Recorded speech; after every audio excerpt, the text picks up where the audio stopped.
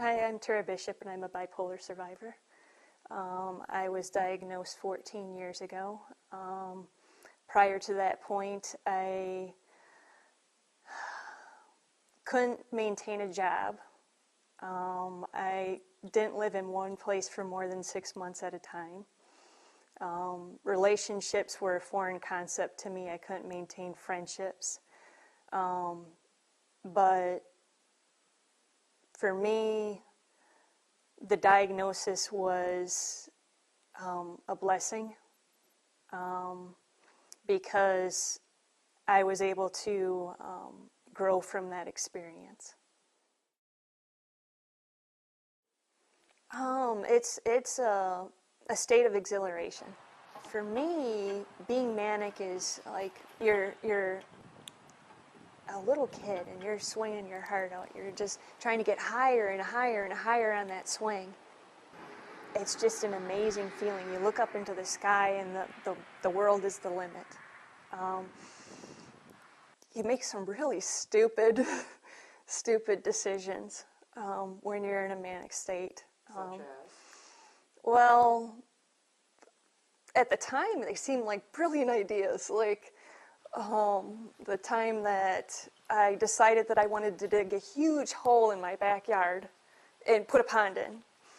And yeah, I took the rototiller out there and I had a good time with it and started digging all of the dirt out and put in a liner. The liner didn't want to stay in place, but then I started piling rocks on it. Well,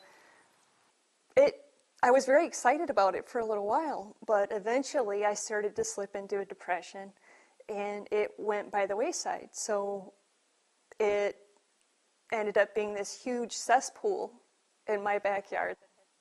You can't reason with her. If she said, I want to get central air and we need to get it now, and I was potentially going to go on strike, and that was our strike fund. And she made total sense out of it that it's okay to put in central air in a new furnace, even though we may be down to one income. When I'm in a manic state, I spend an extraordinary amount of money on really stupid things. And I needed to get like kayaks. I had kayaked twice in my entire life, but it was an amazing experience, so I just had to buy these kayaks.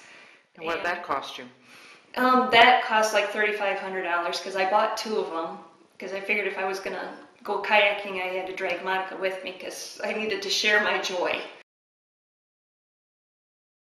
When I fall into a depressed state, it's incredibly difficult. I don't know how to deal with it. You know, you have difficulty getting out of bed, have difficulty communicating with other people. And for me, that's incredibly frustrating because I normally pride myself on being very articulate, and you're lucky if you can put a sentence together. Bipolar is something that's emotional and mental, and it's not visible to the normal person unless you're living it. And so that was my way of making my pain visible. So I took a full bottle of aspirin, and I took a bottle of vitamins because if I was going to go, I was going to go healthy. So then I realized my huge mistake that I had made and tried to purge and get rid of all the stuff that I had taken 10 minutes after I had done it. And it didn't work, so I was at college.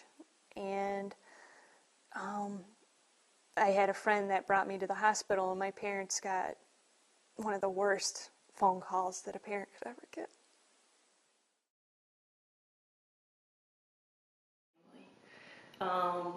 They've helped me get through so many difficult times. They're just amazing. The amount of patience and strength that they've shown overwhelms me. And the one thing that a lot of times they'll ask me, well, what could they do to help me out, like especially when I'm in a depressed state. For me, when I'm in a depressed state, getting out of bed is extremely difficult, let alone trying to contact somebody to ask for help. So if you know that you have a friend or a family member that has maybe started to distance themselves from you a little bit, or you know they suffer from depression, it helps if you can try to initiate contact. It means a world. It meant the world to me when I've had friends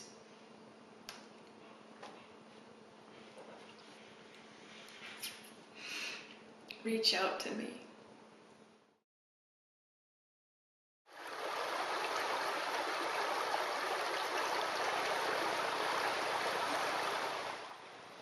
Well, for me, water is very rejuvenating and refreshing and energy restoring. It provides a lot of hope. You've told me before that the diagnosis was a blessing. Why do you describe it as a blessing? It was a blessing because up until that point in time, I didn't know what was wrong with me. I just knew that I was a really unstable person, and becoming diagnosed, I was able to start taking medications and starting to go to a therapist that really helped me a lot to work through a lot of the issues that I had. And now well, I consider myself to be pretty successful. But prior to that point, I wasn't able to keep a job, and I couldn't have relationships, and now I have both of those things, and it makes me really happy. The best thing that a person could do if they're living with someone who is living with bipolar is just to be understanding and sympathetic and patient. And Terah's a lot of fun and a joy to be with. And yeah, there's struggles, but as long as you know that there will be, which is in all relationships, you can overcome it. It's definitely doable and worth it. Right now, I'm truly blessed. I have an excellent relationship with somebody that really loves me, and I love them. And I have a job that I enjoy going to every single day that gives me purpose. It took me a long time to be able to get to that point, but it was well worth the wait.